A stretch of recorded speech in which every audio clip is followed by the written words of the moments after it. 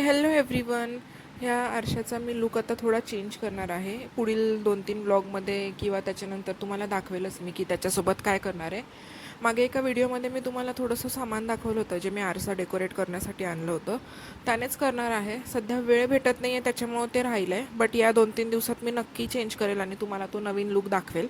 तुम्ही मला सांगा तेव्हा तुम्हाला कसा वाटतो आहे. आणि मग आता ऑफिसवरून आल्यावरती माझं चालू होतं की जेवण काय बनवायचं काय बनवायचं. खूप विचार केला, काही सुचत नव्हता. रोजचंच आहे हे म्हणजे की जेवण बनवायचं काय. सगळ्यांनाच पडतो आय थिंक हा प्रश्न की रोज वेगळं काय बनवायचं. तेच तेच भाज्या खाऊन पण कंटाळा येतो. मग आता उन्हाळा चालू आहे त्याच्यामुळे जास्त ड्राय पण खाऊ वाटत नाही. असं थोडं रस्सा भाजी असेल तर थोडं छान वाटतं खायला. मग मी पण आज तोच विचार केला होता आणि मग मी अंडा घरी बनवली होती. झटपट बनून जाते, पटकन होऊन जाते आणि मग चपाती भाकरी किंवा भातासोबत सगळ्यासोबतच ती चांगली लागते. मस्त अशी अंडा घरी बनवली आणि असं हे माझं ताट होतं. थँक्यू.